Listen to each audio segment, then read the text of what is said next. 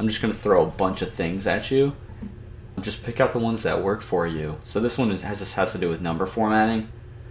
You know, we got all kinds of ways to format a number, more than is even on this page, but you can use your regular number format, time format, date, currency, percentage, scientific, and you can insert the current date.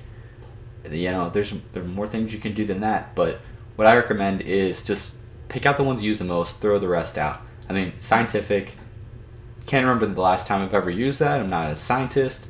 You know, I use numbers all the time, so that's something I do. I throw dates into things all the time, so I use this down here. So just as we go through this, just keep in mind which ones that you use. So let's go to our demo sheet and practice formatting some numbers. Now, it's always more important to know how to figure something out than how to just know the shortest way to do it. So the first thing I'm going to show you, or maybe it's a reminder, is that we can always use the format dialog box to format our numbers. So let's go to column J, because we got some numbers in there, and we'll start using some of these commands. The first one I want to show you is the format dialog box, which we've used earlier to use font formattings.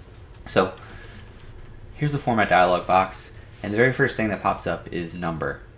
So you have all of these options here. I tab back over to the number tab, and you can use any of these ways to format the number. And the next shortcuts that I'm going to show you are basically the hotkeys to use any of these number formatting.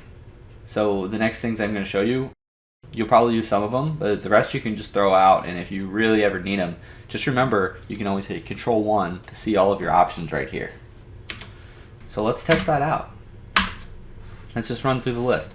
Your basic number format is going to be used by Ctrl-Shift-1, and that is one number to the left of the decimal and then two 2-point floating decimal. To automatically do that is Control-1.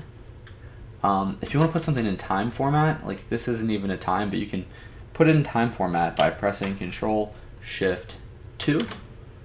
Okay, so the 2 turns into 12 a.m. right there. The date format, Control-Shift-3. Currency format, Control-Shift-4. Percentage format, this is a cool one, Control-Shift-5.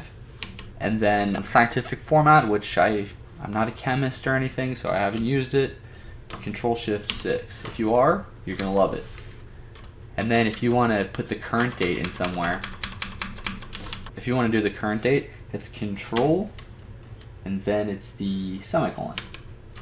And that's the current date.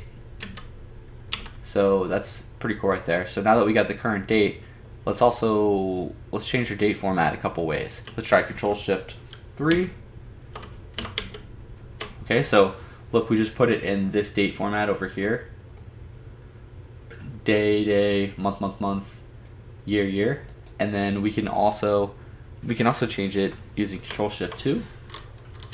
Get the current time. That's actually not what time it is, so use that one wisely. Just play around with these, see which ones work for you, and